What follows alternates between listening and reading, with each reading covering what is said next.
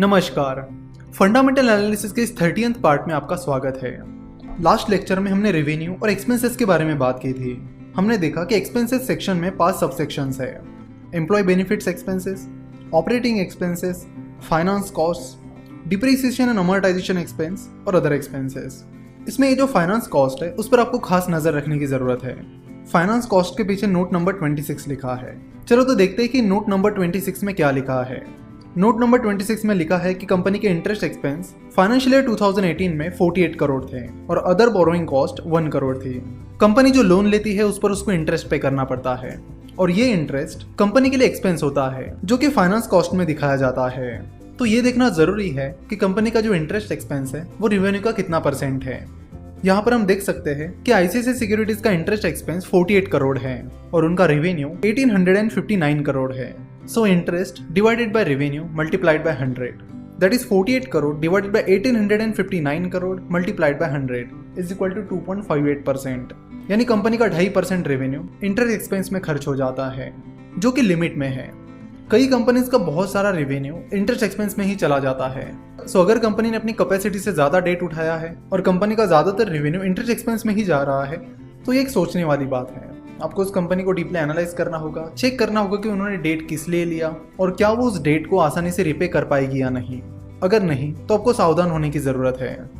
एक चीज हमेशा ध्यान रखना कि कंपनी का डेट और इंटरेस्ट एक्सपेंस जितना कम उतना बढ़िया।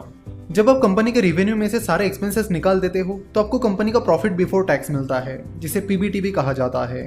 तो यहाँ पर आईसीआईसीआई सिक्योरिटीज के रेवेन्यू में से कंपनी के टोटल एक्सपेंसेस निकालने के बाद कंपनी का प्रॉफिट बिफोर टैक्स आता है 854 करोड़ और कंपनी के प्रॉफिट बिफोर टैक्स में से टैक्स डिडक्ट करने के बाद कंपनी का प्रॉफिट आफ्टर टैक्स आता है जिसे पैट या नेट प्रॉफिट भी कहा जाता है। तो प्रॉफिट बिफोर टैक्स में से टैक्स डिडक्ट करने के बाद आईसीआईसीआई सिक्योरिटीज का नेट प्रॉफिट आता है 557 करोड़।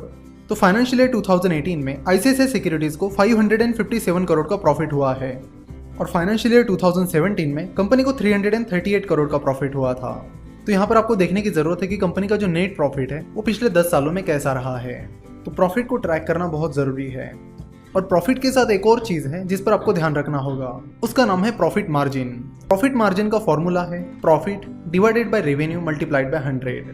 तो यहाँ पर हम देख सकते हैं कि कंपनी का नेट प्रॉफिट है 557 करोड़ और कंपनी का रेवेन्यू है 1859 crore. So profit that is 557 crore divided by revenue that is 1859 crore multiplied by 100 is equal to 29.96%। So ICICI securities की प्रॉफिट मार्जिन है 30% जो कि बहुत ही बेहतरीन है। चलो तो अब कंपनी के फाइनेंशियल ईयर 2017 की प्रॉफिट मार्जिन निकालते हैं। फाइनेंशियल ईयर 2017 में कंपनी को 338 करोड़ का प्रॉफिट हुआ था और कंपनी का रेवेन्यू था 1404 crore. So profit divided by revenue multiplied by 100 is equal to 24.07%। तो फाइनेंशियल ईयर 2017 में भी कंपनी की प्रॉफिट मार्जिन अच्छी थी और फाइनेंशियल ईयर 2018 में वो और भी अच्छी हो गई है। तो कंपनी की प्रॉफिट मार्जिन भी आपको कम से कम पिछले 7-8 साल के देखनी चाहिए कि क्या कंपनी ने अपनी प्रॉफिट मार्जिन मेंटेन करके रखी है। सो अच्छी प्रॉफिट मार्जिन ये एक अच्छा सिग्नल है जो कि बिजनेस की अच्छी हेल्थ बताता है। अब कंपनी का जो नेट प्रॉफिट है उसे कंपनी के टोटल आउटस्टैंडिंग शेयर से डिवाइड करने के बाद आपको अर्निंग पर शेयर मिलता है, दैट इज ईपीएस मिलता है। तो EPS that is earning per share से हमें पता चलता है कि कंपनी ने एक शेयर पर कितना प्रॉफिट कमाया है।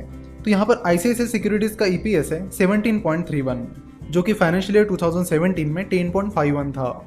अगेन आपको कंपनी का ईपीएस भी पिछले 5-7 साल का देखना होगा। अगर कंपनी का ईपीएस लगातार बढ़ रहा है तो वो एक बहुत अच्छी बात है, लेकिन अगर कंपनी का ईपीएस किसी साल बढ़ रहा है किसी साल कम हो रहा है तो वो एक अच्छा सिग्नल नहीं है।